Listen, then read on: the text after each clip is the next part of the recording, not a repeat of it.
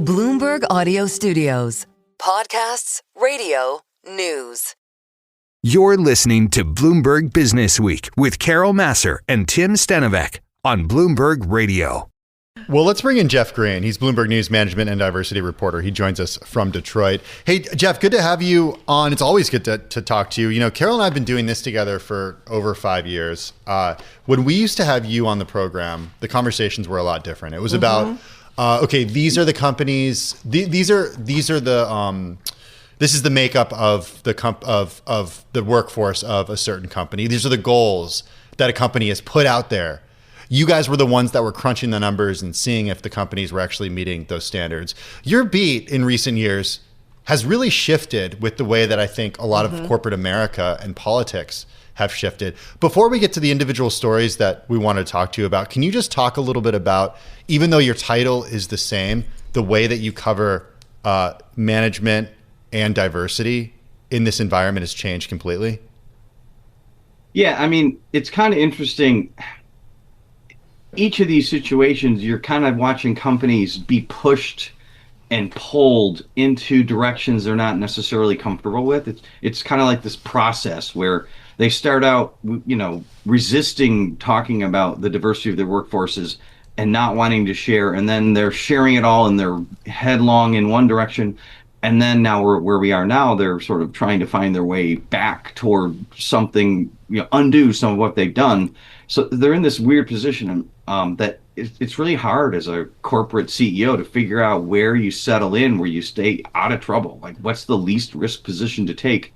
And clearly they've been wrong repeatedly. Yeah, it's really tricky. And I know that we've talked to various leaders, Jeff, and they're saying, we got to think about our employee base and the culture of our company and what employees expect, especially a younger employee. Having said that, let's get into this story that you put out. We've been talking about it in the newsroom. It involves Jeff Vaughn and what happened to him and what he learned. Tell us a little bit about his story. Yeah, I mean, initially we thought we should just write a story about our more white men suing and what does that mean. And part of the problem is it's really difficult to determine that. We don't really have a good sense of what kind of court cases are happening and who's making them. Grace is not something automatically gathered. So as we were kind of talking to these guys and looking at it, though, and even looking at the cases, it became clear it's interesting. They're really no different than anyone who takes on corporate HR. You stand up and you say you think something is wrong, and then you cease to have work.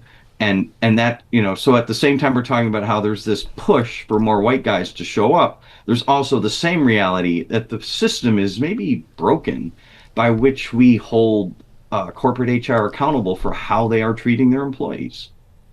So what did you find when you initially wanted to go out and write this story about this demographic that is suing? What did you find? Well, I mean, clearly there's more permission as a white male to say, I feel like I was discriminated against than there was, in 2020. And for a large segment or, significant segment of the population, it's still kind of an insulting proposition. But there's also been a lot of sort of, soul searching on this topic. The Supreme Court ruled unanimously.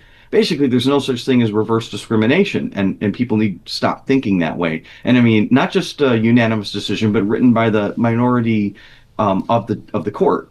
So it's like been the shift toward trying to think about these in a different way. We're talking about belonging instead of diversity. We're doing all these sort of shifts in approach to try to get to something that is somehow less controversial and moves us forward. And I don't think we've come even close to figuring out what that looks like yet, but clearly there's chaos and struggle as we try to do that. I love though this stat, this is a great story for like debate and just conversation.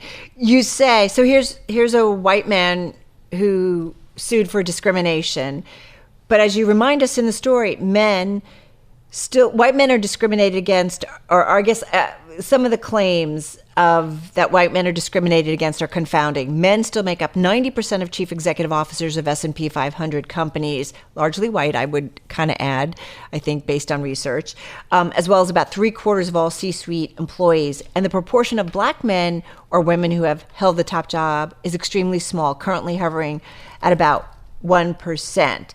But to be fair, and I think we try to figure out what's going on in society, Jeff, that there is a younger or white male population that feels like they have been left behind. I know Right. people who feel that way, who had opportunities and so on and so forth, but things just didn't work out, and they feel like, wait a minute, society was supposed to promise me certain things if I did this, and it didn't happen. So is there something to this, that there are some white men with a rise of diversity issues that maybe were left out? I'm not quite sure how to deal with this. Well, the challenge is that what we see when we look at the S&P 500 CEOs and we look at the C-suite, we're seeing the past. Those are the men who got ahead when things were different. Yeah. Where people like Jeff Vaughn come from is in the messier spot where things are actually changing and shifting more than you can see. The demographic of the whole country is changing where you can't really see it because you see those powerful white faces.